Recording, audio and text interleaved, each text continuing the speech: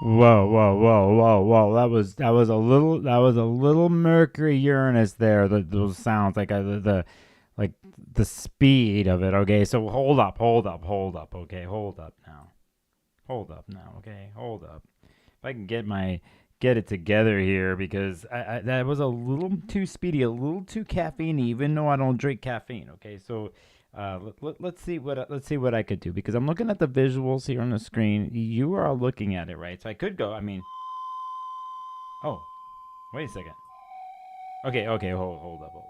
There we go. Here we go.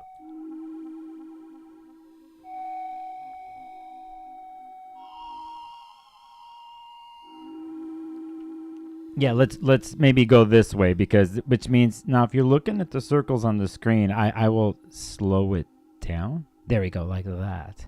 And then, because most likely,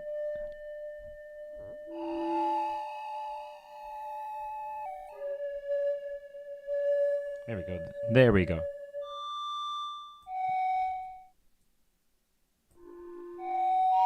I don't think so. I don't know about that.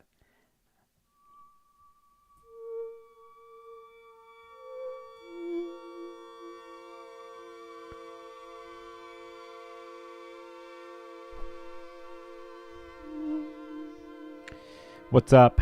I'm out of my mind in a different way right now, because I'm working on no sleep. And these colors you see on the screen, it's kind of like my brain from this past weekend. It's like something new trying to morph into something, some other realm.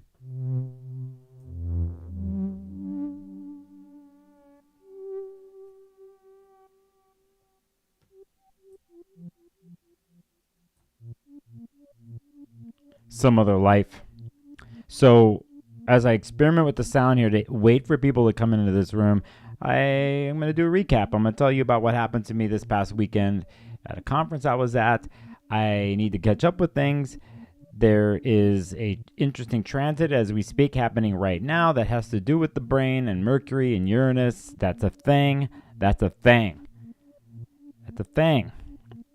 There's a Mars Chiron thing going on that we had officially yesterday. It's around. We got a Moon Saturn conjunction in Pisces. There's something else here too. It's just a catch-up stream. I know I have some new viewers possibly. You're really gonna see who the hell I am. I mean, it's just like, can I keep it together? Can I just, instead of whoa. I don't like that. See, that's the speed one right there. See, I could do this, but it's almost too much.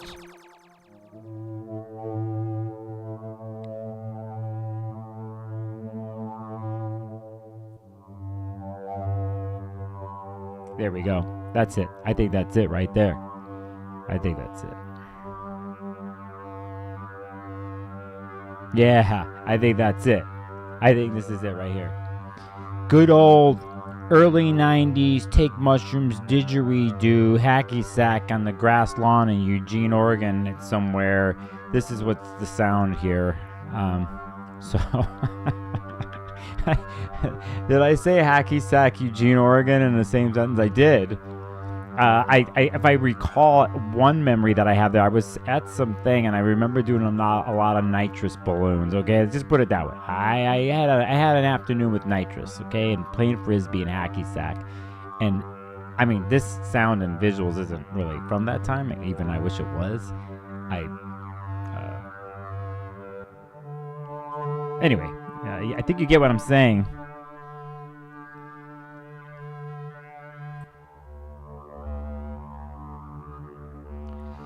What's up, y'all? So I'm gonna say hi to you in chat before I show my face. Canada Dry, yo tu sabe también. Hello. Layla, hello. Steffi G, what's up? Triple Hearts. Nadia Z, with the Electric Breeze, and James Sanders, I say what's up to you. The Gender Goblin is here tonight. Good to see you, Gender Goblin. Jagger Waters, what's up, girl? What's happening? The House of Twigs, hello. hopefully I will see you soon. And Jagger also said, love seeing all your pics from the conference. I had more. I should have took more. Everyone says at the conference I should have took more. Funky Ma in the chat, cheers to you. I'm cheering with you with H2O. Darlene. Hola. Yes, I did say hacky sack, Jamie Smith. I did.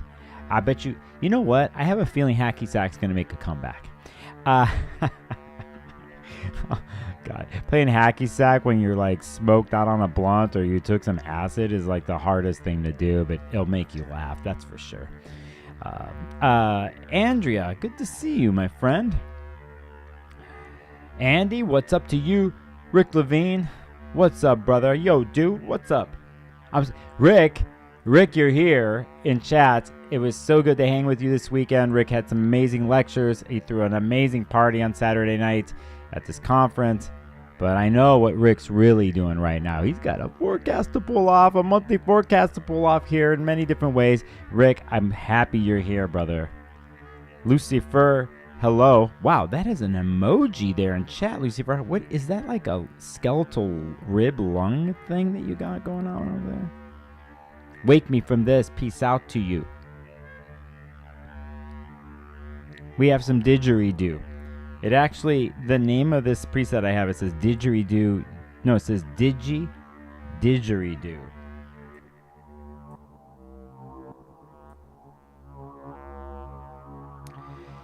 So that's what's up. This stream is random as always. I will talk about a couple aspects in a certain person's chart that was set off today, a public person's chart that was set off today. Yeah, thanks for the drive-by, Rick. I know I'm going to talk to you soon, brother.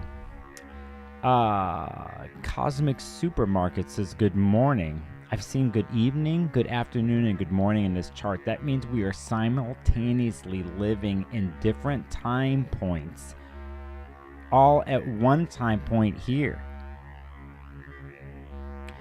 H.G. Wells wrote an incredible book called The Time Machine. It was one of my favorite books as a kid. Time travel was always a thing for me, and I'm realizing now that actually we're doing that right now.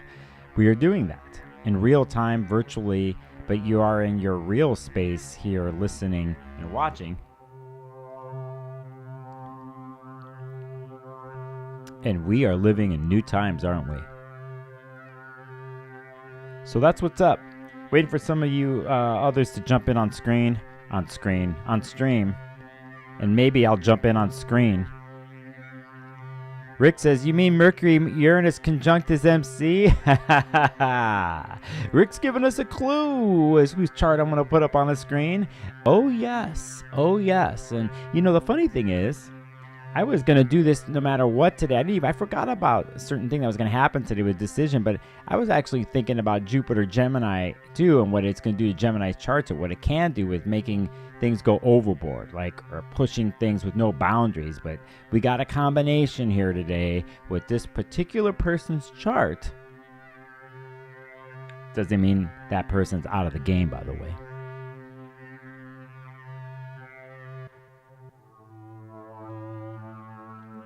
Just for kicks, let's just change the color here. Whoa. Actually, I could do it like this. We go green. I like it like that. Okay, so Levity, welcome to the chat, friend. Today, I was compelled to calculate my lot of nemesis because my computer camera broke and I saw that Venus is conjuncted today. Isn't that amazing what astrology is? And we can go limitless like this. And I'm just glad you're here, Levity. We are here. From didgeridoo to judgments to live streaming, welcome. Just for kicks, let me try something here. If you're wearing headphones, really dig what I'm doing right now.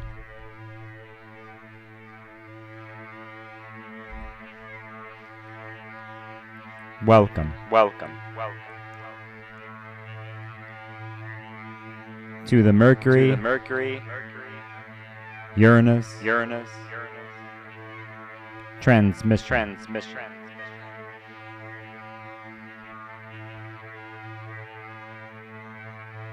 a lightning bolt into your mind, from the earth into your mind.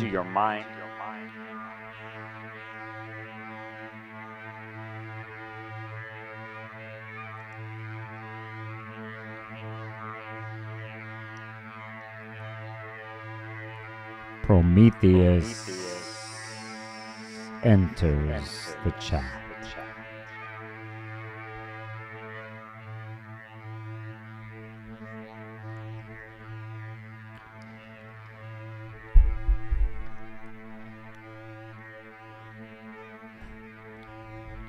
The buzzing you hear is the buzzing in my brain from this past weekend with a lot of astrologers in one place talking.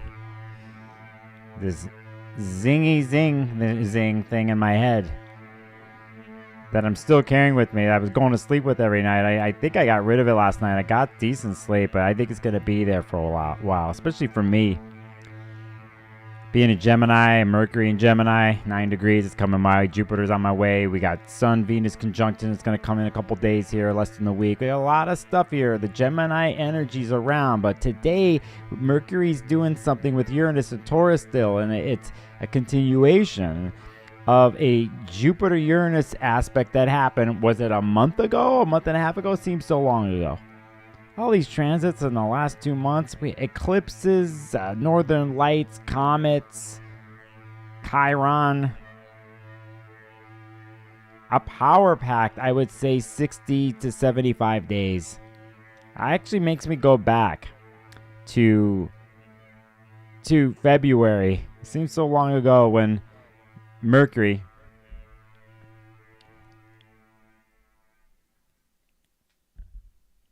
and Pluto had their conjunction, and it started at all the Aquarius planets going through Pluto, right? It seems like 2 years ago. But I'm an amazing 3 to 4 months here of transits. It always is. Why we're always in wonder of this, no matter what level of astrology we're at, which I would consider myself always learning and still learning, but connected. It's just every month in these themes of how they're overlapping with each other, and the beauty of like how we go from one sign to another. But the way the planets have been moving, how Venus, in a sense, had to catch up to things, and all this stuff happening here. And then we have this entry in the Gemini birthdays, and I really did feel the Jupiter and Gemini ingress because I was in a place full of people talking astrology in person and online, and what communication was like and how it even shifted on the Saturday in person. And I noticed it at the conference. I noticed it at Rick. You're still in here. It was at Rick's party. There was people streaming out of there because the sound of people's voices was so elevated. I remember having to walk out of the room and so I can hear, and it spread down the hallways. It was kind of like the word was in the party, and then everyone and no one said to each other like, okay, we're going to go down the hallways and keep this conversation going. It just happened. And then I looked down into an atrium full of people, and it was the same thing. And then what was happening with the quickness and the mind and the thoughts, and I almost felt like the next day I saw it in people's minds. They were still buzzing, but it was almost too much. It was more than usual at a conference, but there was something else, and a little bit of a hint of what could happen when there's an aspect like Jupiter and Gemini, and the effects of that within 24 hours. If I were to pick a secret planet this year that I would follow, we follow all of them, it would be Mercury here, because Mercury will be ruling this Jupiter and Gemini transit for the next year. And talk about a planet to follow that is going to go all over the place. It has natural retrograde cycles, right? We've been dealing with Mercury retrogrades and fire signs, and will, in a sense, kind of continue, even though some overlap on one side to another. So we have these natural sextiles happening between air and fire and retrogrades. That is something to completely ponder, that I'm still trying to process that. But when Mercury's going to go into Gemini here very soon, we are really going to kick in this Jupiter Gemini story. Venus, Sun conjunction, so on and so forth. So we're going to have Venus, Jupiter, and here we are. Happy birthday, Geminis.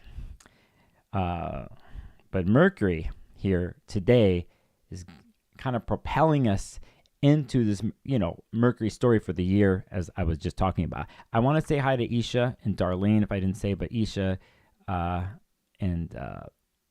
yeah, I just want to make sure I got everybody. Okay, so that's what's up. I will talk about what happened at the conference and some of the things here, but I just want to jump into and pull up the chart of what I'm seeing right now and what we're going to look at. If I have this correctly, we have a fade into a chart. This was 405. Let's correct it. Let's do it right now. Let's boom. Okay.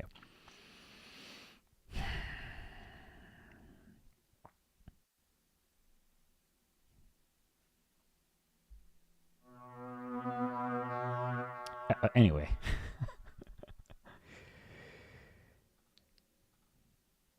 This is what's happening. Mercury Uranus conjunction that officially happens here at 10:54 p.m.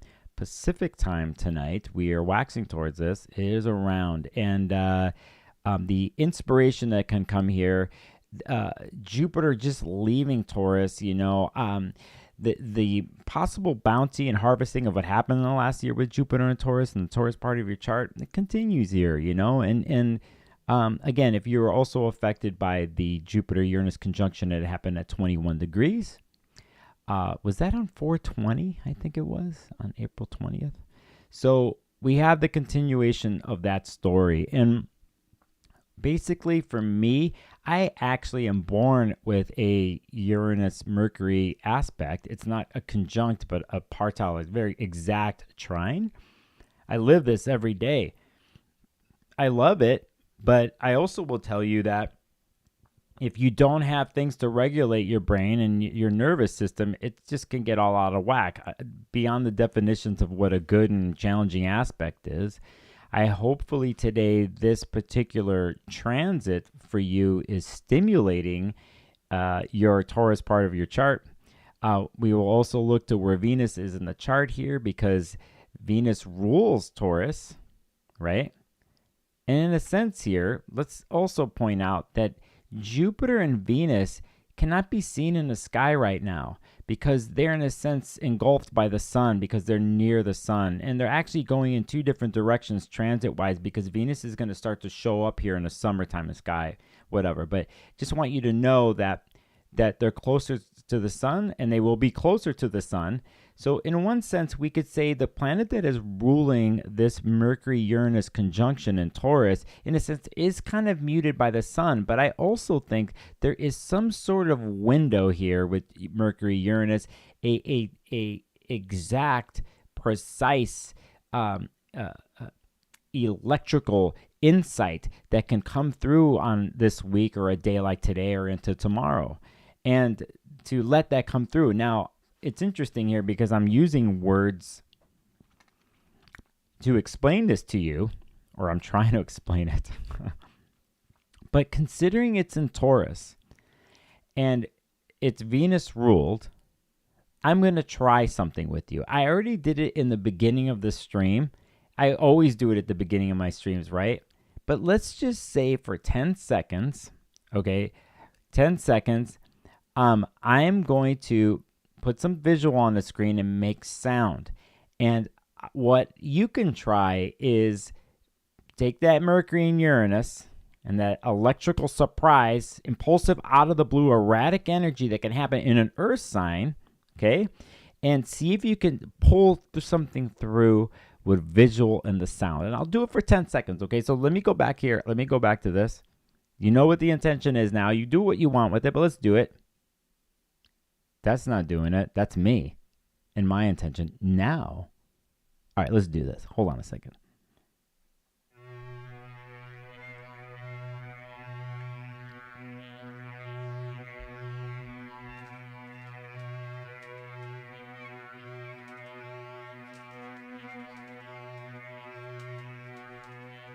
Hold on, we'll go a little bit more than 10 seconds, okay?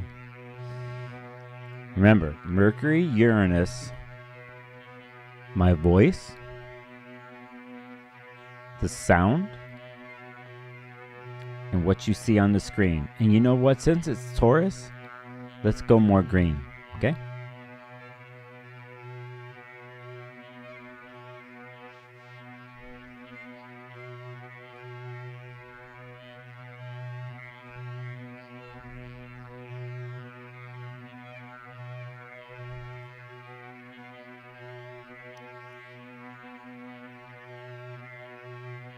Suddenly,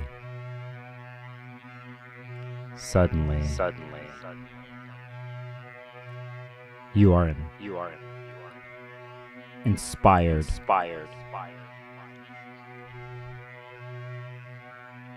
awake,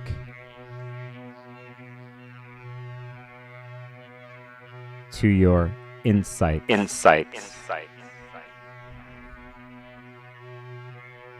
Explore your intuition. A surprising leap into uncharted territory.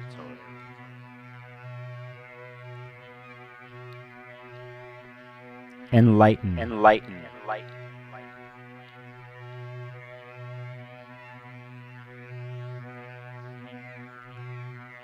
A new perception.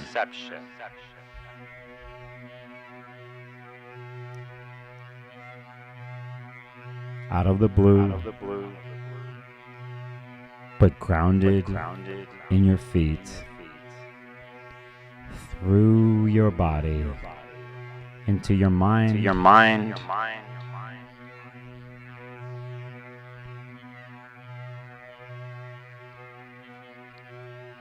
use the insights and the inspiration in the Taurus part of your chart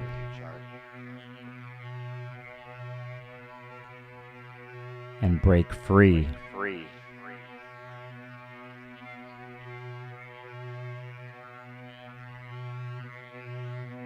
Break free.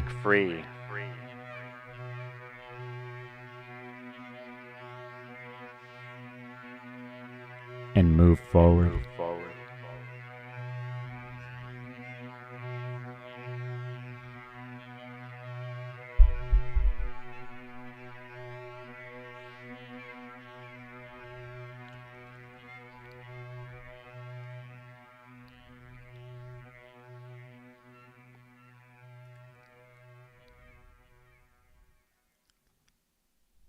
It's as easy as that, isn't it? Out of the blue. Your senses will tell you everything. And you know I've been talking about this whenever we hit Venus-y things or Taurus parts situations. It's been a theme going on.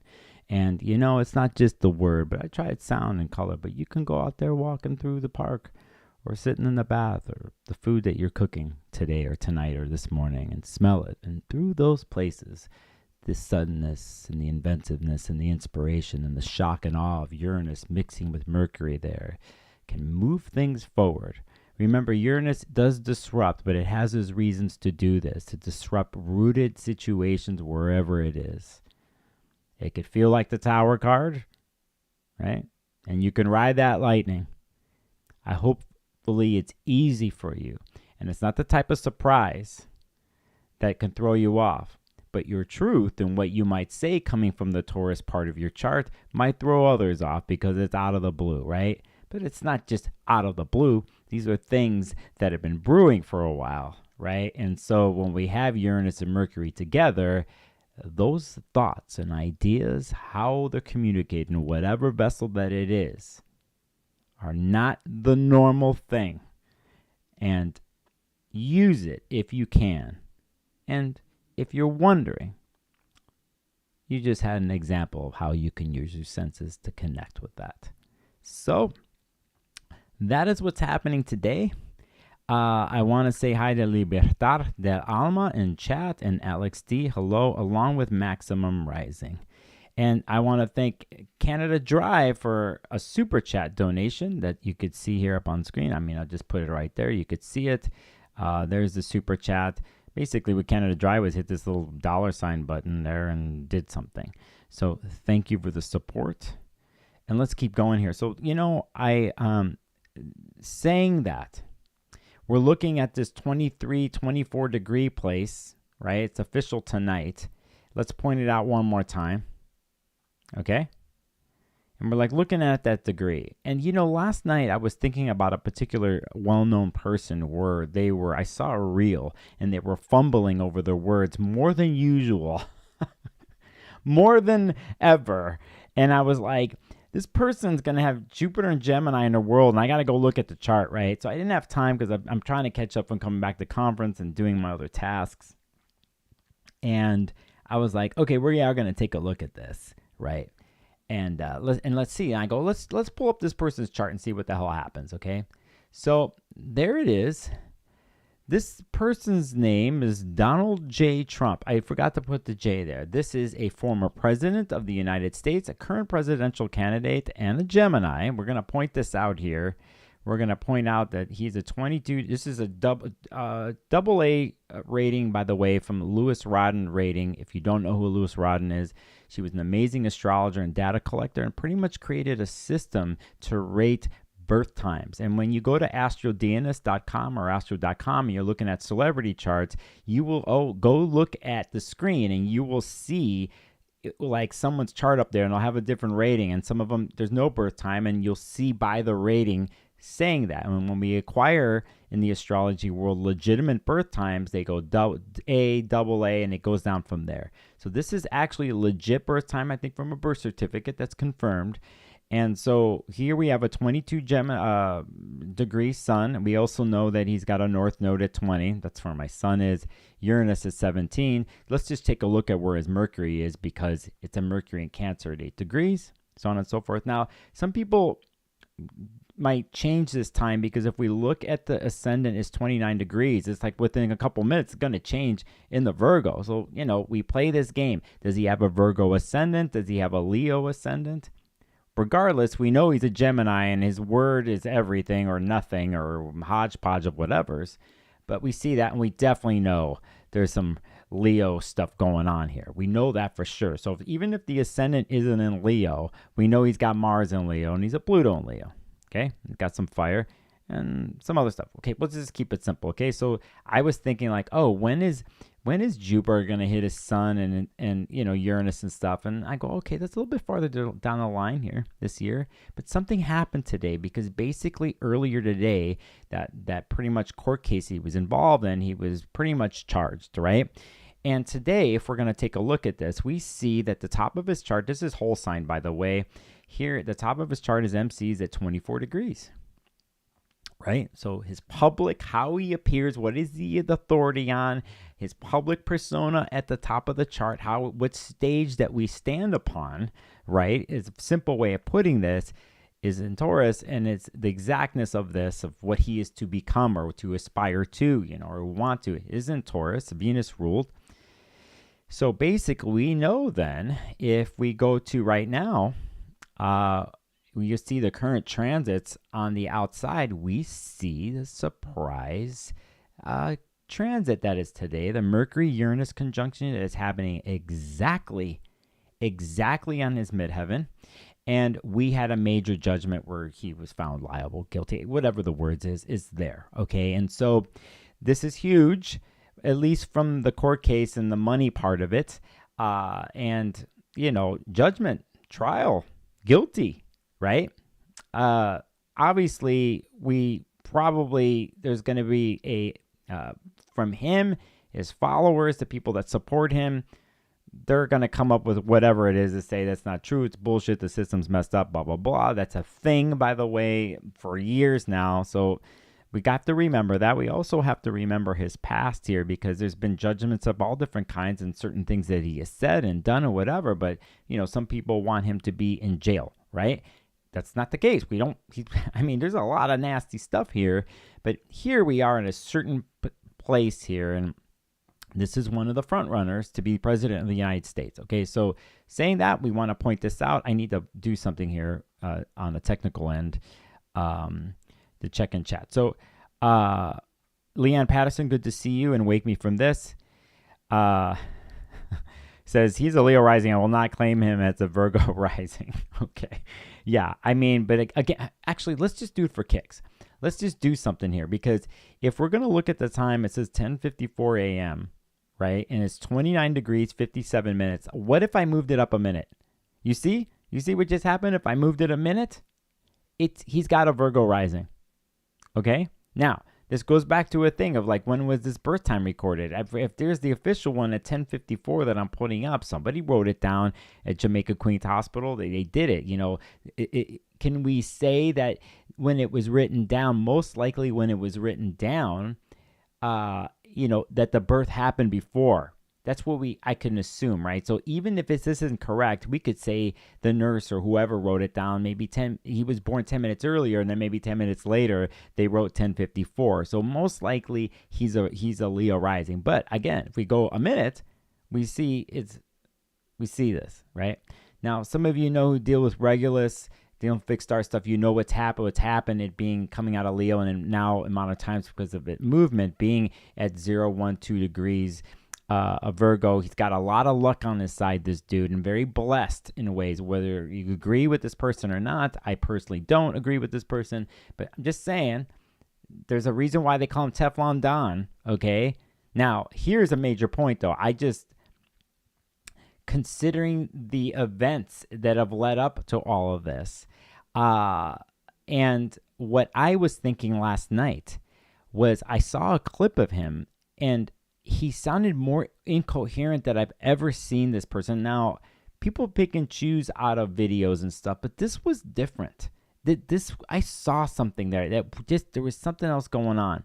I'm saying this because later on this year, even though Mars is going to go into Leo, and I think stops at 6 degrees and goes retrograde back into Cancer, it is, and we're going to take a look at this. Oh, let me move this back because I'm trying to stare at chat here. Hey, Angela, James Sanders. So let's just take a look at it. Let me just pull this chart up. I'll go here and I'll pick, we're going to pick Mars. We'll go right here. Next Mars retrograde. So here's the December 6, 2024 on the outside of the chart. Did I do that right? No, I didn't. Let's do it right. Let me get this straight here. Why the hell? Oh, there it is. Calculate chart. S2. All right, so here, I started thinking about this last night because I'm looking at how Mars will be retrograde, go through Cancer, right, in the fall, and then go into, that's during the election, right, pretty much, but then goes into, in December, stations retrograde in Leo, pretty much in his first house, and it's going to go all the way back, and if we look here, we'll go by the week. I think my mic is hot. Here is, did I do that correctly? No, that is not correct. I will do this in another way. Let me do this right. I'm going to skip. I'm going to go by the months, and I'm going to do it my way. So the computer way. So here, let's say December 30 at the end of the year, and you could see that Mars is already now back to 2, and then we know that if we go a couple weeks, we're going to go see a dip right there, all the way. At this point, we see in end of January, by the way, the 20th is inauguration day of next year, we see Mars retrograde on his Venus and his Saturn. So we already know that this is the second hit of Mars on his Venus Saturn that's going to happen during this transit. And we will also look one more week, and we see Mars go all the way to 21 degrees. This is January 27th of next year. Here's 19, so on and so forth. And we're going to go, I'm going to keep going. And there around that degree at the end of February, Mars starts to move forward. What I'm saying to you is there's certain things happening on the angles of his chart here today, the top of his chart, and you're going to see why I'm doing this. You're going to see where Uranus is now at this point after going retrograde. It's going to hit for the third time his midheaven. This is all the way into next year, okay? And you see what Mars is doing. He's got major Uranus and Mars action going on. Regardless of whether he wins or not or whatever else, I think here that from a public point of view, I don't think he recovers. I actually think that he will not even recover. Let's say if he even becomes president, we don't know what's going to happen, but I actually think he is not going to recover with something with his actual followers is what I'm thinking. Okay. That's something that goes to a certain point. or there's a knockdown and a fall down from a reputation in that angle, right? That is beyond political rhetoric or something. You know, for me, I saw something there. Now, let's go back to something here. Okay, now I'm going to go back a bunch of weeks. Just bear with me here. Okay, so I'm going all the way back, and here is, remember, the Mercury retrogrades this year are going to happen in fire signs. They continue to happen in fire signs, okay? So I'm already going into a retrograde part right here. You could see Mercury goes into Virgo later here in the summer in August.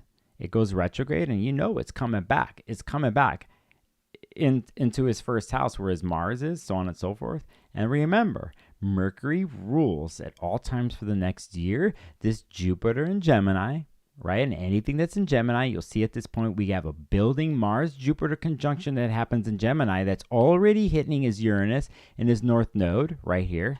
Okay, so we'll just keep going. I'm going to go forward. No, I'm going to go backwards.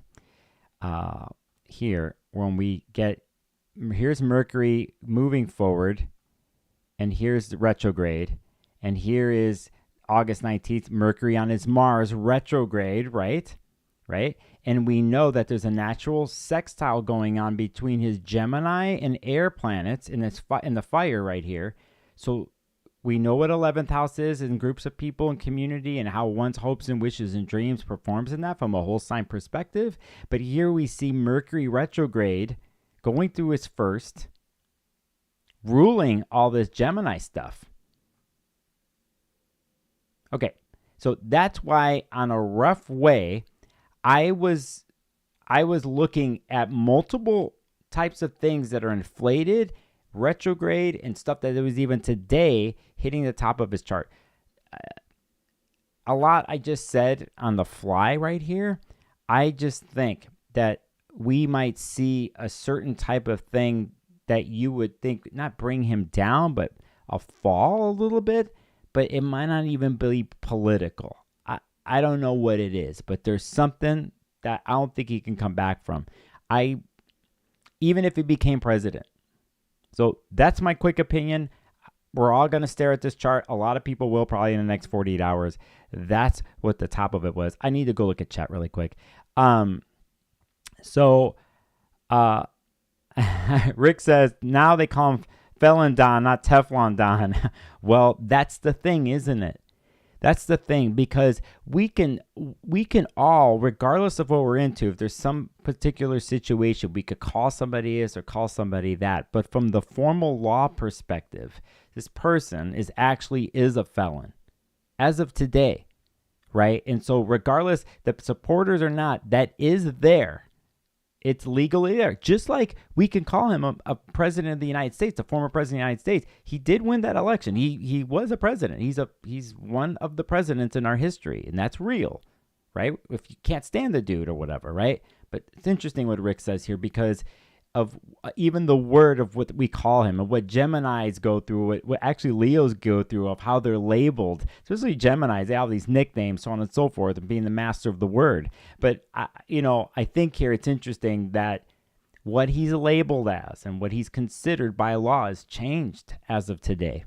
So we don't know. There's a lot more to all this. We'll see, right? But anyway, that happened today. That is my quick thoughts about all this. I just want to acknowledge Kay and Tool Fran in chat. And Kay, I got somebody else with the weirdest and C thing. Thank you for being here, by the way. So I'm just catching up with chat. Anyway, you see right there. All right. So I threw a bunch of things out here at you, but his chart has a lot of activity and something that I think type of activity we don't see before. But if we keep it simple, his midheaven got a lightning bolt today. All right. So, which, if you're paying attention, even here on the 19th of August, you see this lightning bolt planet hitting Mars in his chart and that Mercury while it's retrograde several times. So, we will see. Is it drama? Yes, it always is with this person. I think there's a bunch more unexpected events personally from both of the candidates. As some other astrologers think that some of them might not make it to be candidates. We don't have to look at the astrology to know that just because of the ages. So I would be careful of how you invest your energy in certain situations. And I would, maybe from a Mercury Uranus perspective too, if it happens today in one person's particular chart. But if we think about what it is for this country or whatever, we had a surprise in all this today. I mean, some of us knew it was coming, but it is a surprise action, a Mercurial Uranus situation. Know that there's more of that in general coming this year, right? So just put that in your brain, and check how much you are invested in all this. And this goes into something bigger because of, I would say, something now. And, of what has happened with this ingress of Jupiter in Gemini and what it means for you and how you do Gemini in your chart. For me, I could say Jupiter's on my Venus right now. Venus is on my Mercury right now as I speak. I'm actually might find my own way of slowing my mind down this year because of what Jupiter can do to my Mercury in Gemini with my Uranus and Libra that I have. And I'm like, I might have to tweak it, tone it down because I might be even more stuck up in here and forget to eat and have too many thoughts getting on, too scattered, too loud, and pretty much one big fuck up piece of word salad. That word salad I've been seeing happening with Donald Trump. I can definitely see my own version of this on these streams. I probably had a moment of word salad already here.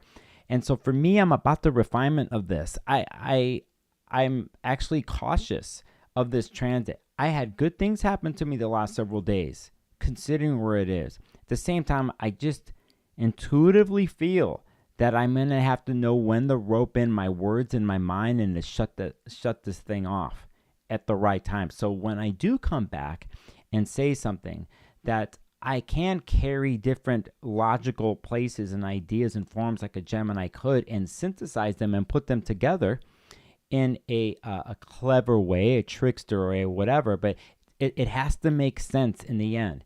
I can pull from many different places and have it make no sense. And that's what I'm cautious about. I do know, though, that I have Saturn. We all have Saturn coming to corral this possible scenario of word salad, right?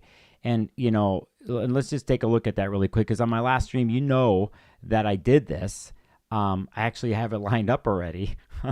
And here's the first one. Here is the first Jupiter-Saturn square that's going to happen within months here. And you could see here at 17 degrees. This affects the Donald Trump charts, by the way, but you could see this right here at 17 degrees and Saturn here. And Saturn, which is going retrograde in a couple weeks here, is going to want to corral this possible overflow of Jupiter and Gemini and wherever Mercury is, right? Here we see, by the way, you see Mercury's retrograde in this particular chart. But there is going to be a thing of like having to corral Mercury together and corral the Gemini part together if possible. And Saturn is the limiter and wants to bring responsibility and form and crystallize something and redefine whatever it's engaging with. And remember, Jupiter pushes forward with no boundaries. It cannot help it. It does that in whatever sign that it's in. And the next planet in the solar system is the wall, is reality, is Saturn. And so can you use a square like this to take what is happening in the Gemini part of your chart in this transit? And can you use Saturn, even if it's a square and it's difficult at first, but can you work the two together and the challenge together to use Saturn to crystallize the vision of Jupiter and Gemini and to give it form and a container and the discipline that it needs to make that vision reality in Gemini? And this is where we thank Saturn for situations like this, because it brings that kind of pillars and foundations and reality in, especially in mutable signs and what we're having right here. And at this point, it's very interesting, Mercury being retrograde in Leo, and we'll do it again, down the line here, with another retrograde. But those are some quick thoughts. And that's how I'm thinking about it for myself, is like, how am I going to use in fortify and find the way that the Gemini part of my chart and the Pisces part of my chart can work with each other. And depending how much resistance am I going to catch or put up with, or I don't want to change, or I'm going to go too late with my brain, right? That's me, for instance. But anyway, these are some thoughts. I'm taking the attitude that I am happy for Saturn squaring Jupiter. It will happen 3 times. I will show you the next time. And then it does something funny the 3rd time. So here's the next one. Right? We're going to do the 24th, which is Christmas Eve. So we know then why Saturn is going to be out of, moving forward right at this point. And Jupiter most likely is going to be, it's going to be retrograde right here. And this second square happens at 14 degrees. And then the next time it happens is interesting because we get into, it changes signs when this happens. And this is a year from now on June 15th, where we have this chart for the 3rd square in a year. But it happens with Saturn being at the 1st degree of Aries and Jupiter being at the 1st degrees of Cancer. So that's a fascinating moment there, because usually when we're dealing with outer body transits or something like Jupiter and Saturn, and they're aspecting each other, it's going to happen like 3 times in a cycle. Here, the 3rd time it happens out of the Pisces and Gemini. Right? So, okay, it's enough. It's enough of me ranting there. Let me do a chat check-in. Let me see what's up. I see Maria in there. Get love, give love, or get love, get lived. I don't think Saturn has much power in Pisces because Neptune destroys boundaries and Saturn is in Jupiter in house also. Yeah, I see what you're saying there, but I don't think Neptune is ruling the Saturn in Pisces. I think Saturn is ruling that all the way. We can look that's my way I do astrology. So, but I get what you're saying, and I always love when you do your comments, by the way. Get love, or give live. Danny, good to see you in chat. And hey, Kelly Watts, what's up?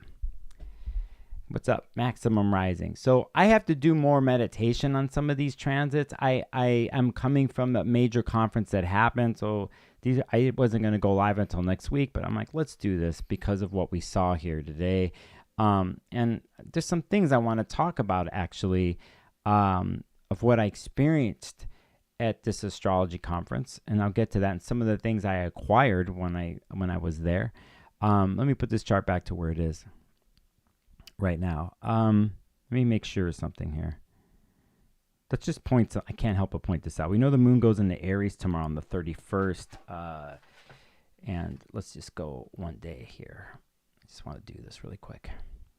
Point something out, because the other thing that happened yesterday was a Mars-Chiron conjunction that has happened. And let's not forget that the eclipse story is still happening. We had Mars earlier before go over the 19 degree, the eclipse degree. And then Mars is hitting Chiron, which all the other Aries planets did during the eclipse and right afterwards. And here's Mars, trying to bring up the rear of all these planets. And so this eclipse story is still in place. And when we have it here, we have Mars, no filters, with its wounds showing. Now, depending on the story of what it is for you, are the wound itself integrated into one in the Aries part of your chart, and what has it learned since the eclipse, right? And that wound could be used as healthy protection and the knowledge that comes through healing and protection, and be used a certain way, or someone's carrying a wound they still don't want to deal with, or someone's getting in the Aries part of their chart is getting accessed. And think about a wounded animal. What happens, like if you were to come at them and they were cornered, or you were to bump into somebody and hit the bruise on their arm, or you were to say, hey buddy, and you hit somebody on the shoulder to say hi, and they're like, dude, I just threw my shoulder out, fuck off, and then the reaction that comes afterwards, like that's like, get off me, or like the attack. That's another side of this. I just think it depends on the individual and their Mars-Chiron story, but it is forefront. This happened yesterday on the 29th at 10:08 a.m. but it's still there. And the reason why I think it's sensitive as we go into this weekend is because of this. And just because this is why I love the moon, is we see here, this is right now, we have a Mars-Saturn conjunction happening in Pisces. But if I go by the hour, and then we're going to go into right here. Well, okay, before we even do that, just because I can't help it, you could see here on tomorrow night, on the Friday, that we also have our monthly moon Neptune conjunction, okay? But right after that, we get into the moon going into Aries, and it's pretty much going to roll through the retrograde degrees that happen in Aries, the eclipse degrees, the North Node degree, right? Let's point this out. And those 2.5 days, there it is right there. It's going to hit that. It's going to hit Chiron, right? And we're going to have a Moon-Mars conjunction that happens as the moon carries through the North Node and Chiron in a 19-degree place where the eclipse was. So the eclipse story is right there in front of us. It's right back there, okay? So let's just move through the hour. I will just do this really quick. This isn't the best way to do it, but we're June 1st, Saturday right here. Now you could see the moon North Node conjunction that's going to happen. That pretty much happens at 8:07 p.m. Pacific time on June 1st. And then the moon is going to sextile Venus, the sun, which is great actually to help this story along. That's when we thank the planets that are in Gemini for the natural opportunity between Aries and Gemini, and what can become of this wounded story and eclipse story, and how we could bring it into the mind and look for the different ways of processing and using the story, right? But that's what Gemini does. It has the insights and the randomness and could take things from different places, right? And then you have to know when we get into the next day, let's just do it by the hour. We know that in the morning, let's just skip here to around 10, I think officially at 10:02 a.m. We'll do it right here. We can see now that the moon just is conjunct Chiron here, right? So the story's in play, and I think it really brings up things to the surface from how one gets their emotional needs met. That's what the moon does. How the moon gets the emotional needs met for the sun in natal charts is how I look at things really quickly in the phase that they're in. But in general, what the moon in Aries is doing.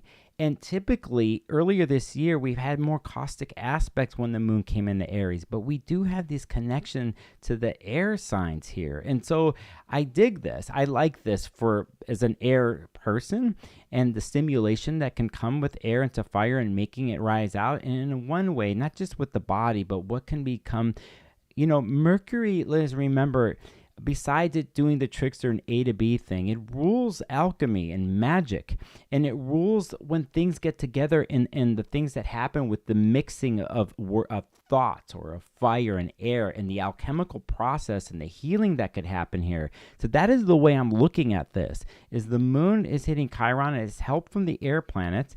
And basically, then we have later in the day, we have the moon several hours later.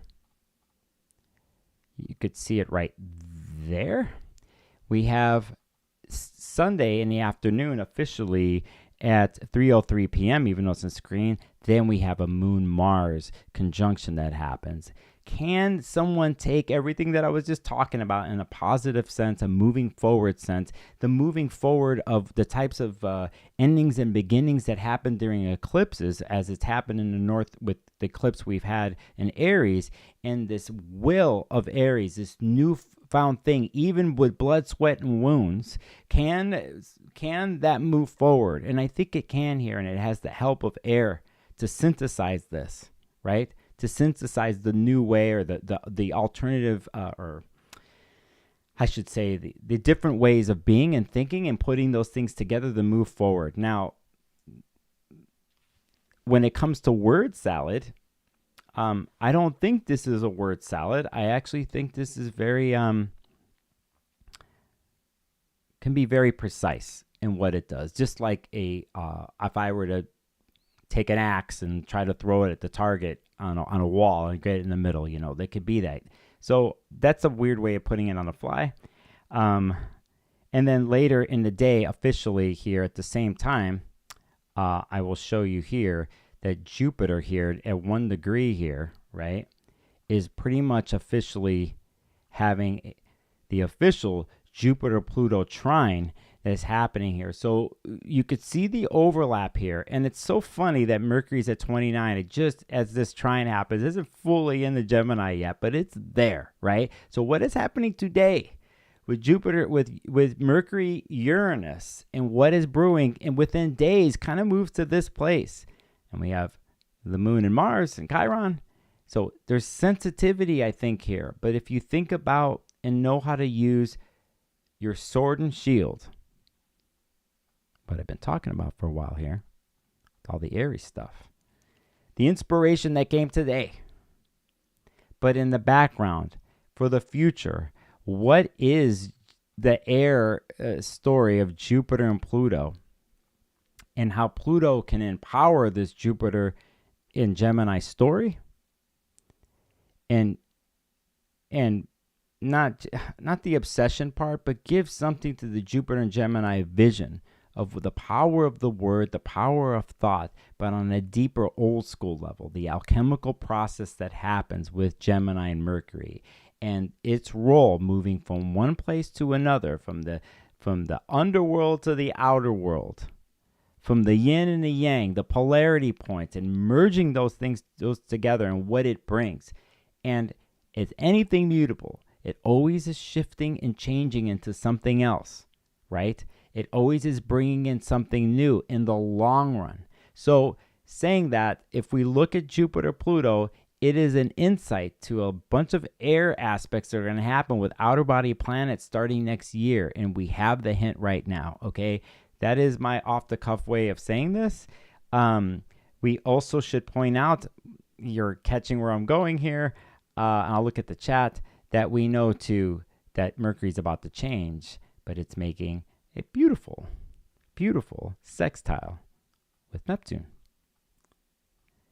Not boring the next couple days. In the end, we have Mercury who rules this Gemini situation with Jupiter and Pluto, right? We have Mars in its own sign with the moon, and I actually like it because of its movement and its connection to the air planets. And then we get to this Mercury water earth connection that Mercury says goodbye to Taurus in. And maybe after the connection with Uranus today gets to, in one sense, dissipate the electricity that it has all over itself with the suddenness and the surprise of Uranus, and has that washed away by the bigness of Neptune, the etherealness of Neptune, and what it can contribute to something even bigger, right? And that bigger, as it moves through, well, when does the ingress happen? We got Moon in the Taurus later that day, and it's the next day on the 3rd. Let's just do it. I didn't write any notes for this, by the way. The stream of consciousness, Nicholas. Let's just do it this way. Mercury will go, and I'll look at chat here. Well, there. That doesn't make any sense. Mercury, Gemini, 2025, there. You see here then, when we get in on Monday Pacific time, so we change the hour on the Pacific time, you see Mercury come in right here at 0 degrees, which comes right with Pluto.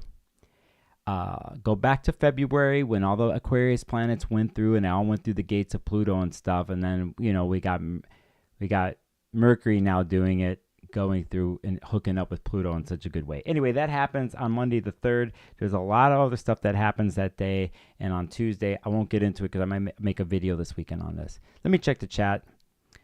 A lot of word salad from Nicholas today. And I'd sure like to see where my chat window is. And I'm wondering what the hell's going on in my chat. And I might have to do something here. Okay, so Someone's on their phone because I could tell the and symbol C the way you're doing this. And I kind of let this go a little bit. I'm going to regulate.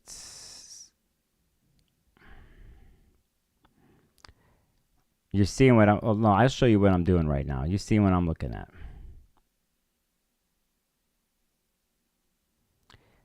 Oh, I see. Okay, let's do it this way. You see what I could do right here. I won't do that yet.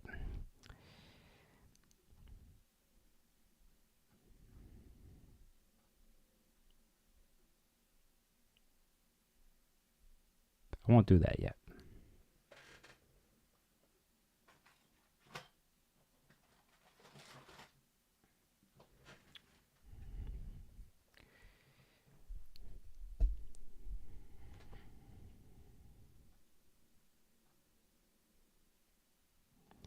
Get Love, Give Love says the promise, y'all. Don't forget the promise.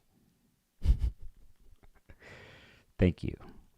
Don't forget the promise. All right, let's start it up here. Let's go to one thing here. All right. This weekend, I ran into Mychal Bryan. I knew he was going to be there. And his new book came out a couple weeks ago. Very good to see you, Mychal. And congratulations on this book. Something that I acquired. And it's something that I'm reestablishing in my life. Certain other techniques just so happen of this. Some other things that I'm looking at with solar returns and Moran and stuff. So this came out a couple weeks ago. I'm going to put some links in the chat. If you're getting into Horary astrology, there's several different books, from John Frawley's book to many other people who teach this stuff. Anthony Lewis put out a book on Llewellyn a couple years ago. And there's many other people.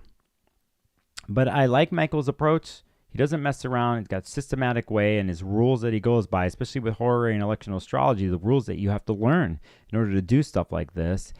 He did a really good job in this book. I was already looking at the beginning parts of it. And, you know, it's interesting. I mean, if I look at the first chapter, it says, what is divination? Right? And he has got a quote here.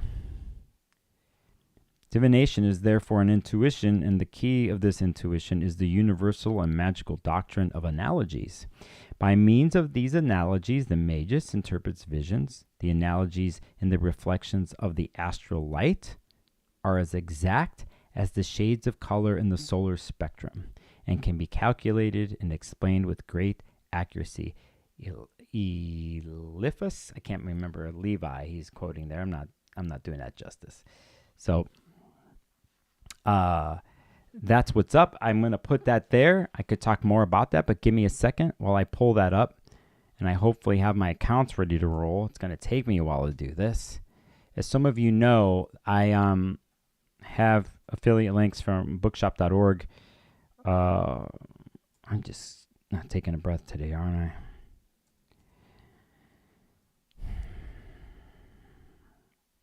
Let's do this, and I will look up... let me do this off screen. There is Mychal. And there it is. It came out on May 4th. Wow, is it going to let me do my thing? It's not going to do that? What is going on, dude? Oh, it's asking me to do something. There we go. You're not seeing what I'm doing.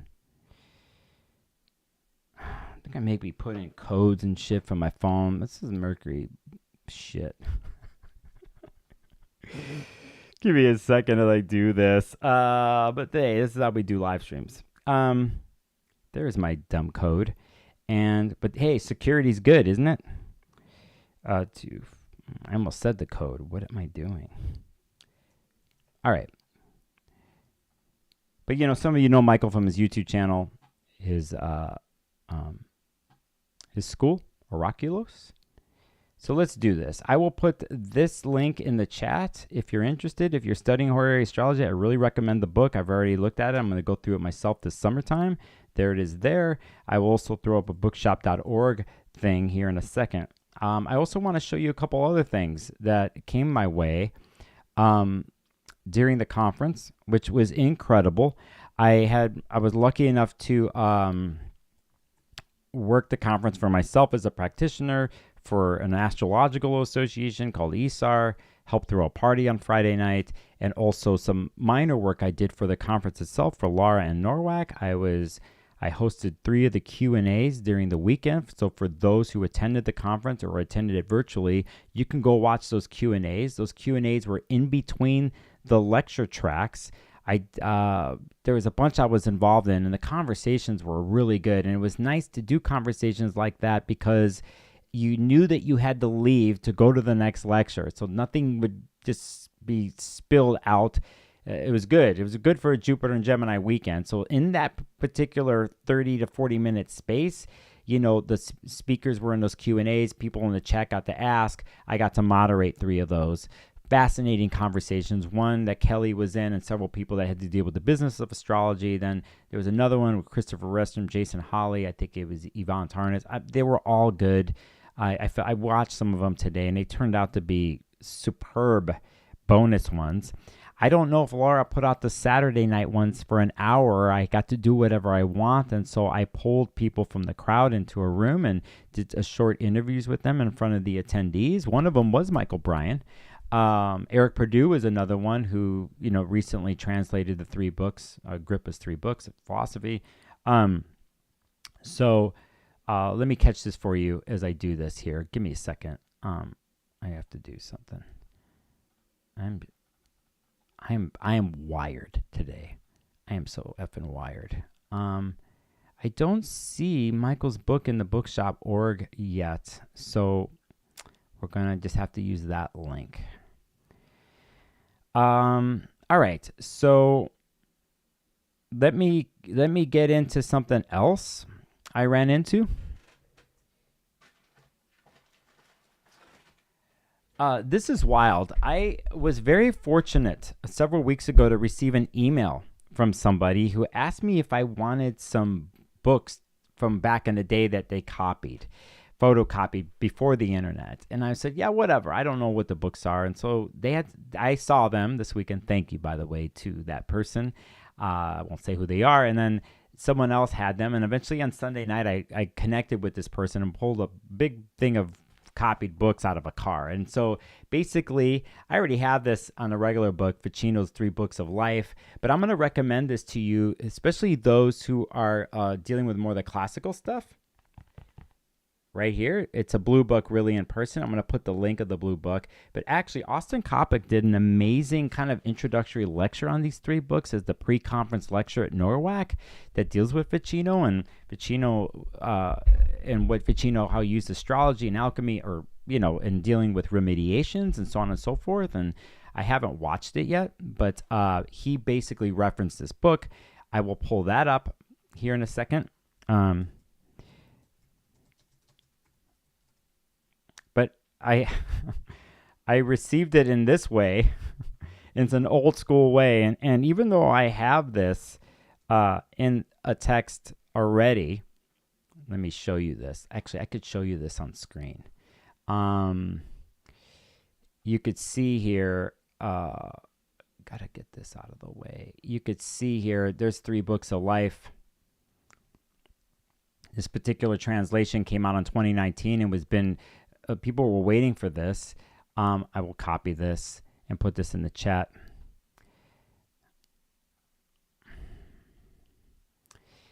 And anyway, I already have this book, but stuff like this was thrown out for me, and there was more in this container, and I'm so grateful. Lynn Thorndike's on History of Magic and stuff. There's other books that are hard to find. I'm very happy I have this stuff. Like, I need more information, but that happened to me this weekend. I am, again, very thankful for the things that were given to me this weekend. It's amazing stuff. So anyway, that's in chat. Let me do something here really quick. Then I'm just going through this quick because I need to go. I can't be on here forever, and I don't know how long. There we go. There's the Ficino link right here. You're going to see what I'm doing right here for my bookshop.org site. And I'll put that in chat. I'm not doing it justice explaining this stuff, okay? Because I wasn't planning on this. You could see my bookshop.org store. I will put that in chat too. Some of you know this already. I will do it here. If you're going to do any affiliate link stuff, Amazon only gives a small cut, but the bookshop.org site is independent bookstores, and I actually get a bigger cut. I'm just being honest. Just being honest there. That's how it rolls. Okay. So saying that, that happened to me amongst a lot of other great conversations with people from the astrology world and the organizations and people that I've never met before. I also want to say here, I forgot about this. I should do this too. Some of you know that on Friday, Chris Brennan went live on his podcast, like as he's set with, in Denver, outside of Denver where he's at, and satellited, to talk about the conference and just the history of it and certain things. And he just decided to go live, And he hit me up. I was just checked into my room, and he hit me up with a text, and he's like, can you do this? Can you, if I give you a Zoom link, can you go? Oh, sorry, Chris, I'll put my there. We'll start there. Okay. So he patched me in, and he asked me if I could go to the bookstore live, and he patched me in on his channel. It was wild. It was completely not planned, and it worked. And you could see here in this video, this is Greg Nalbandian, who is part of the Nalbandian family, and Laura and Greg have run this conference for 40 years, and their mother started this conference. But Greg takes care of the recordings, the audio recordings, but most of all, besides him editing that stuff in an insane archive that NORWAC has into the 80s that you can go on the website for MP3s. And Greg takes care of all that. But Greg is also the book person. A lot of the stuff I've learned about books, I learned through volunteering through Greg's bookstore over the years and became a friend with Greg. And so I'm utterly grateful to you, brother. My brother Greg, for everything that you've done for me and bringing me into the fold over the years and all the things I learned about audio recording, but in books. And I've worked with Greg and Patrick, who also works at the bookstore, at conferences together. And so we did a run through, and you can watch this. I will put this link in the chat too. It was a blast to do. And again, perfect thing to do for me, Gemini, on the fly. I want to welcome those in chat that I haven't seen. What's up? I see you in there. El Sosa and GME. And Mildred, good to see you in here. But that happened to me on Friday. Pretty funny stuff, but just us going through. And Greg is so heavily knowledgeable on the history of astrology books. And he's just talking about books here. And we do a run here. So go check that video out. Drop a comment in there and say hi to Chris. Tell him I sent you. Okay? And so that happened on Friday, speaking of books. Okay. So saying that, nope, that's not the one. A lot of other things popped up.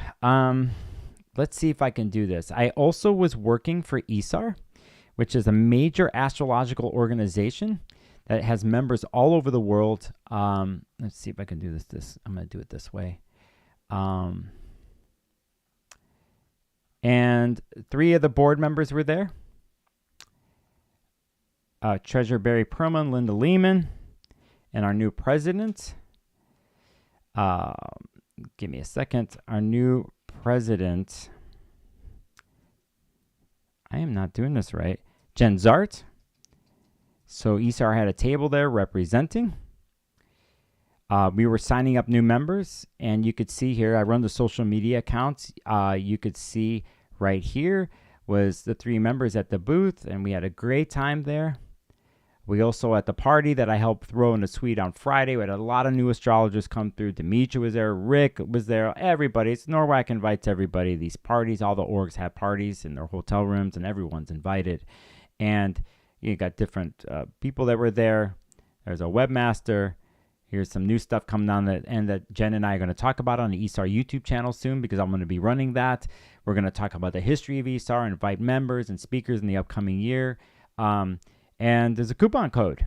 I'm promoting this because we're looking for new members to join and to help us move the organization forward.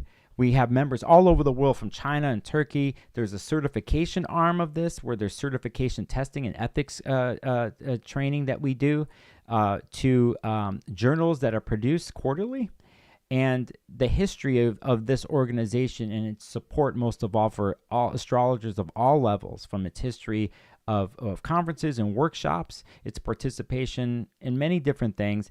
But, you know, it's going through a forward-moving change, and we want new members to come in and to help us determine which way we go with this. The other big bonus of this is it's usually the memberships are $75 a year or more. Coupon codes there, it's 60-something a year. I'll tell you that usually when you buy a webinar online, you're paying between $18 to $25 for a webinar.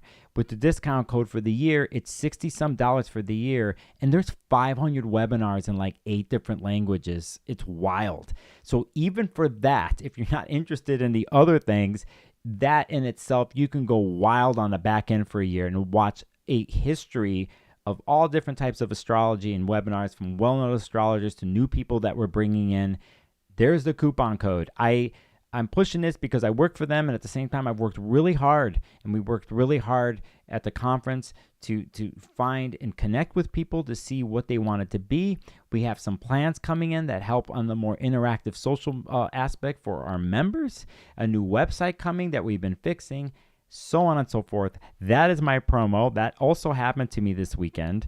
You can see where my brain and what I do is. And I really believe in the astrology community, and I believe in all the age ranges and levels of the community, and to bridge people together, no matter what kind of astrology that they do. I think this is a perfect time. And one more thing I'm going to say to this.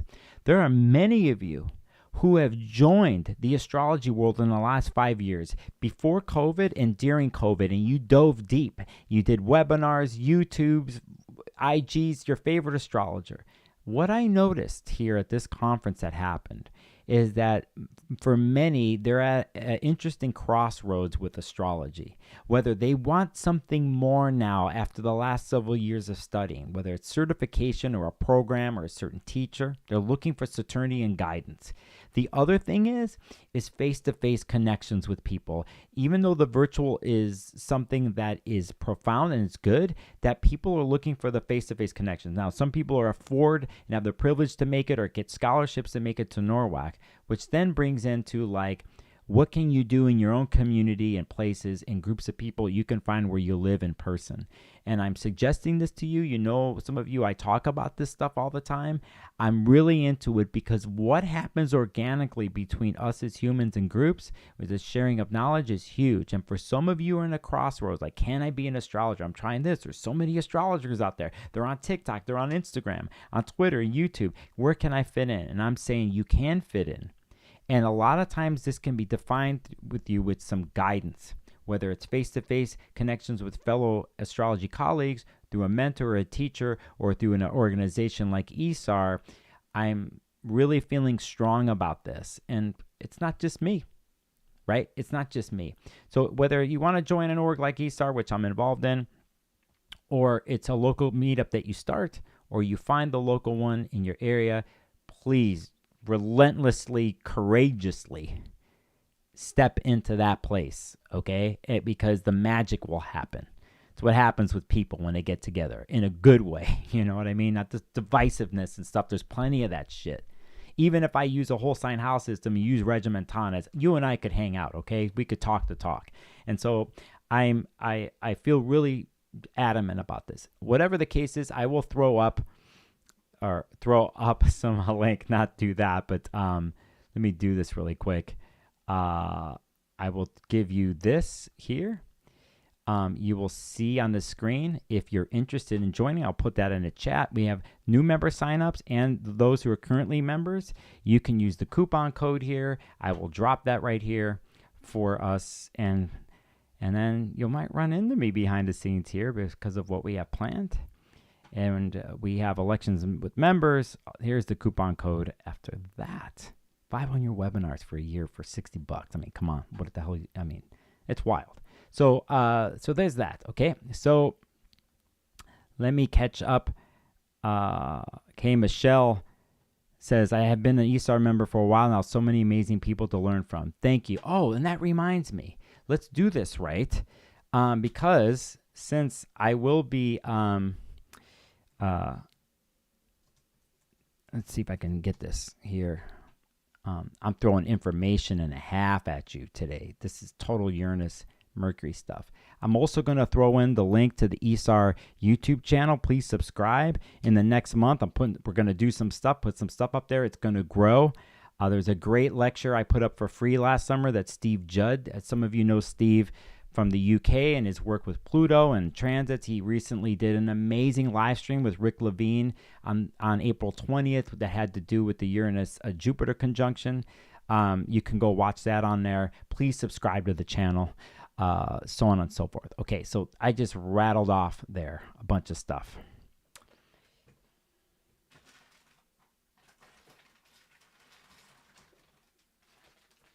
Let's keep going. Let's keep going.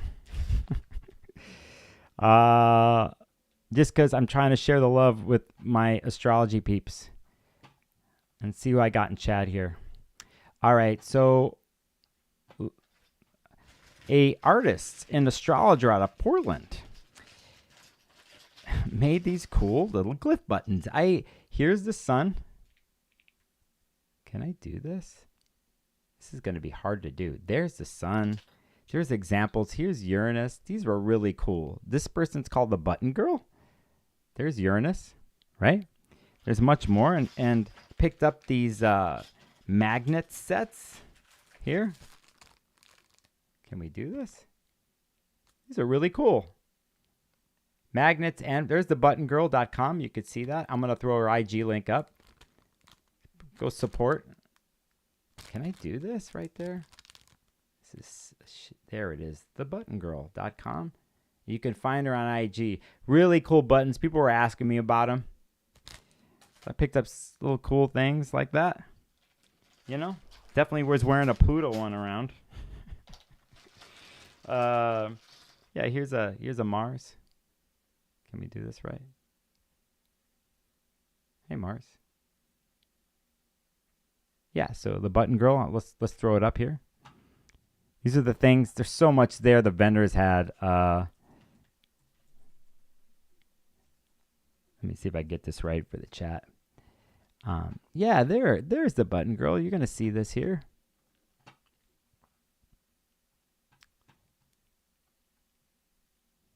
Got some cool stuff. All types of stuff. But if somewhere around there you can find her, you got to ask them. They're there. I found the page somewhere. And as a matter of fact, let me, I'll search offline here. I'll put this here. I'm just trying to help people in the astrology world besides like advertising myself, you know. I just got to do it that way. So I got to keep going here because I have to go. And I will also put this person's IG up. Tell her I sent you, Sparkle sent you, okay? So you'll see here. You can DM them and ask them about this stuff. Here in the chat is the Button Girl link. All right, I'm going to show you some other stuff. People hanging out here. Now, all right, I need to drink some water. An old friend of mine who's been a tradition at this conference is Bradley Naragon, who's an amazing evolutionary astrologer who's got his own podcast. You can go to bradleynaragon.com. He makes t-shirts. You could see right here the amazing booth that he has every year. It's just stickers and t-shirts, and he's an amazing illustrator. And it's just a tradition at this conference that I pick stuff up, you know. And I got another t-shirt coming that he's ordering for me. He's based out of Olympia. I love you, Bradley, my brother Bradley. But he had just it's so much. He even had keychains. It was wild. I will throw that here in the chat, and I'll show you some quick stuff that I picked up. What did I do? Okay, here, let's do it right. We're gonna go here. So like designs like this. I gotta do this right. And then this one's dope. It has like you can get these on t-shirts too. These are coasters. See? Come on, man. This one thing, I gotta figure this like focusing thing out because it's gonna focus on. There we go. See that? He has these on t-shirts and stickers and stuff. And then I had to get this one of Mercury of Hermes, right? There's that. And it's really cool, like trippy one. There. Go check out Bradley's site. I put the thing there, support Bradley. I'm running through here. What else?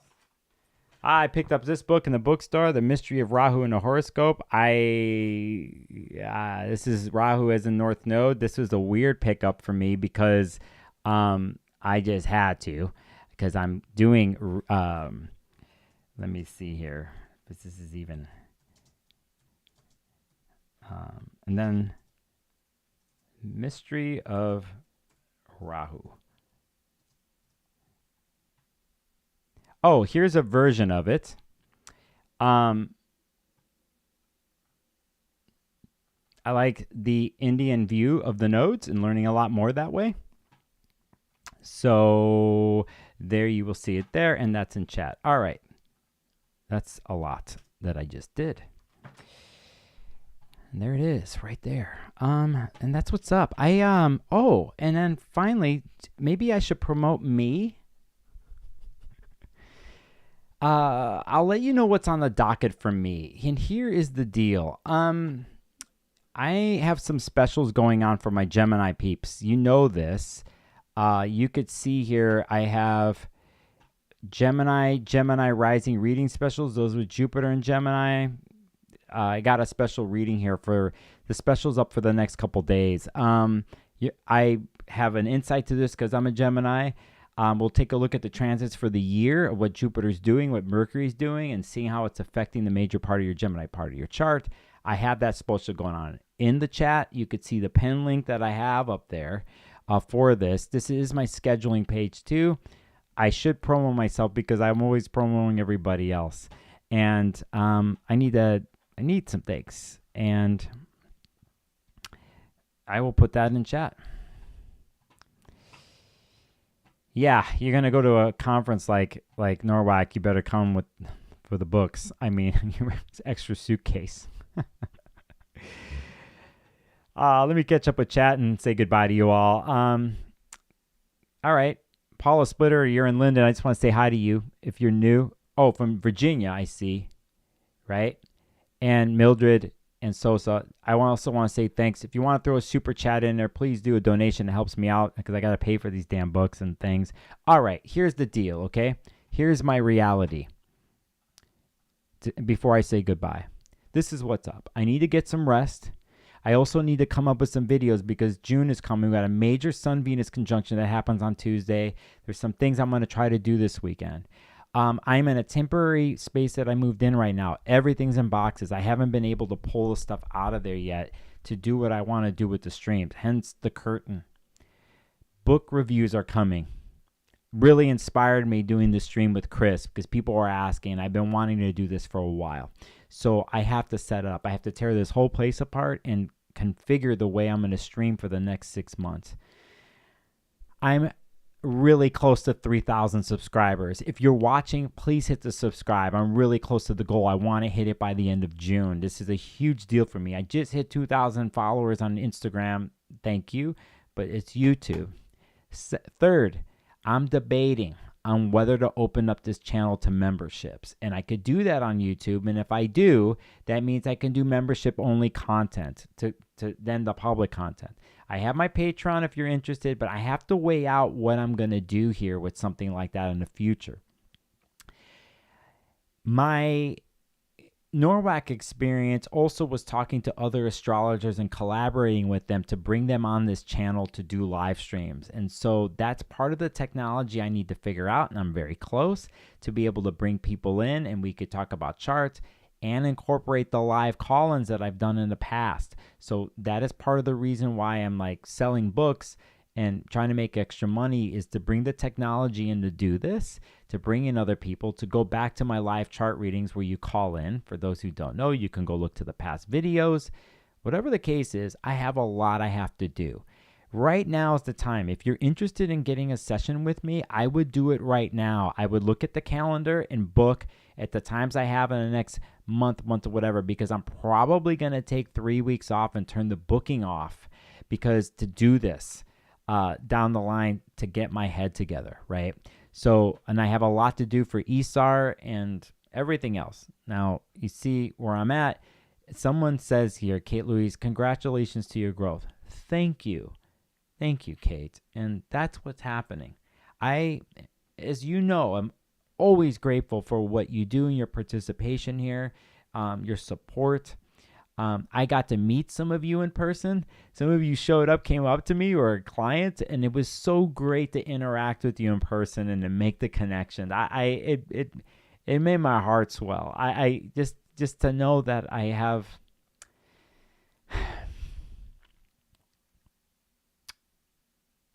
that I make a difference, and that even though I know this, like I know my direction and I know what I'm going, but to have that interaction online, helping people, clients, but then to see people in person, or my involvement with ISAR as an organization and where it could go, my own personal practice, my own history with the conference and people there, the beautiful Nalbandian family that throws the NORWAC conference, all these levels over the 15 or 16 years that it's built up to this point showed itself this weekend for me. And I was very, very fortunate. I had the most beautiful interactions and comments come towards my way, from strangers who watch my YouTube channel to my old friends. And to see everybody interacting and speaking the sacred language of astrology, regardless of what Pluto generation they're in or whatever. And the magic that happens. And the magic that happens with what we do as astrologers. And to make sense of this world. And to integrate ourselves in this world because of its nature-based thing and who we are with that. And astrology is the vehicle, and to give us meaning and understanding to our stories, the world, and our clients, or our people, our friends, the people that we love. I'm exhausted, but I'm really... I'm really happy with what I do. And I don't know if I'm going to be an astrologer for the rest of my life. I've already had 2 different identities in my life. I invested 100% saying I was going to be them. And then I had my Plutonian moments, and those things died. And one thing's for sure is change and the inevitable death. So even if astrology were to die for me, I'm okay with that.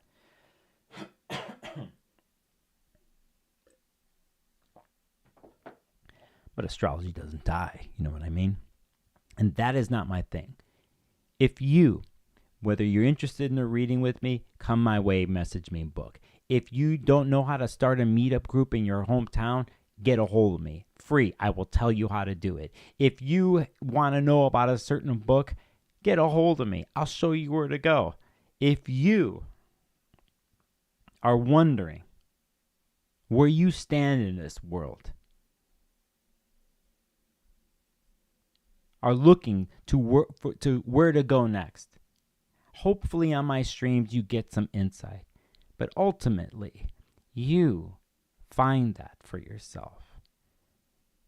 To your core, and through your will, and through the ambition of getting up every morning, whatever it is, astrology or whatever you're connected to, and you're a hard place, depressed place, happy place, find the thing that gets you up. Follow it. And follow the mystery that comes after that. You know, I'm all about this on this channel. Inherently, I come from a love place, and I'm all about it. I'm all about our expansion and evolution as human beings in a positive sense. We just use many different vessels for that. We're all multifaceted, and at the same time, it's really simple. We have the same thing going on, all of us. This is our connection to each other. And I saw that this past weekend again. And I share it with you on this stream. So if it's your first time here, thanks for coming by. For everybody else, thank you for doing my thing. It's time for me to go. I got to get some food on me, and I got to do what I said I was going to do. I got to deconstruct this place and get some stuff ready. I'm going to go out with you as I do it always here in the beginning, not just with my voice, but with visual and sound. And on this Mercury Uranus day, may you be inspired, and may that something out of the blue, that something electrical, rebellious, exciting, come your way today. All right? So goodbye, chat. Thanks for everybody. Thank you, Maria and Maximum Rising, and everybody in here today, and anybody new that jumped in. What's up? Go to my Instagram account. You'll see some of the stories I have up there too. I'll be posting the next couple days. I threw a lot out at you today. How far am I in my stream? All right, typical. typical. Let's see what I got for you as we get out of here. I see. Oh, by the way. Oh, whoa. Let me stop right here. Oh, too bad I can't do this right now. I just saw an alert. Let's just see the alert that I just saw, and let's go this way. You're going to see what I'm talking about here. Let's go here to my channel, right? And in this thing, we're going to put, because Rick was earlier on the stream, as some of you know, and he looks like just put up 41 minutes ago a video when I started, in the middle when I started. So, he recorded this. He put April 30th, 2024, but he's got May 30th here. But it looks like he just put something up for Trump. That Rick's a Gemini rising. He was just in this chat in the beginning when I talk about Trump, and he just put up a video. I love this guy. Ricky, I love you, brother.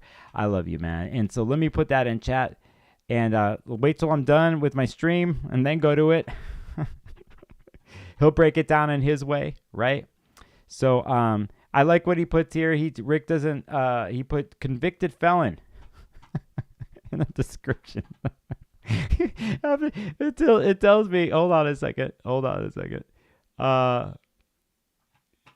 There it is. Convicted felon. Mars conjunct Chiron, Jupiter trine Pluto and more. Right on. Oh, no, he didn't do this live. He goes, this is excerpted from my May forecast, the 30th. That's what he did. So he predicted, and he's on. Man, Rick, you're a badass mofo, dude. I love you, man. I learned so much from you, dude. So much from you, man. And I'm so glad that we get to do the thing, okay? So, Rick, shout out to you. All right, let's do this. Let's get out of here.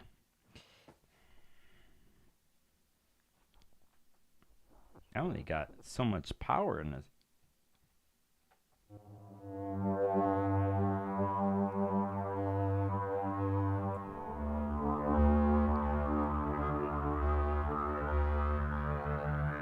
See you, Jimmy.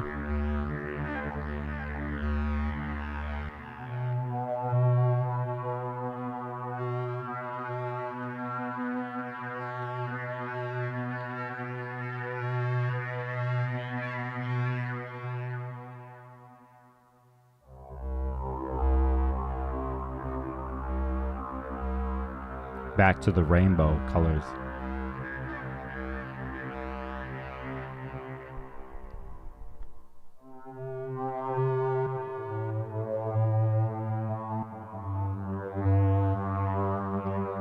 Remember, man, remember what your senses tell you, okay?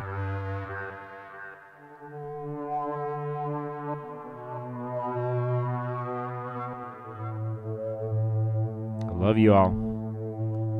See you on the next stream, next video. I may be working on some stuff. I'll do a little bit of something hopefully this weekend that's recorded.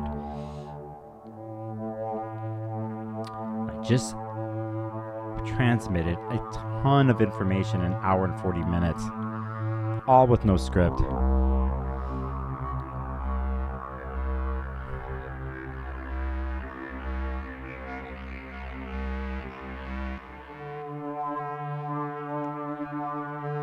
You guys are helping me in the chat. Please check out my Patreon. You'll see the link in my copy.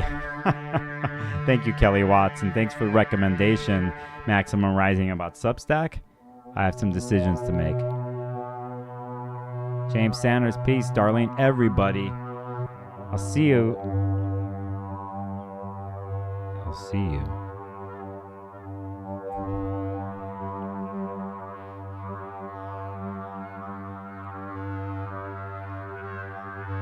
I'll see you in the big wide open.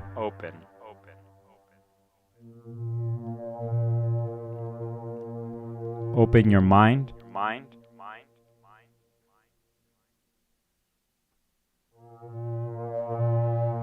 And let the messages come through.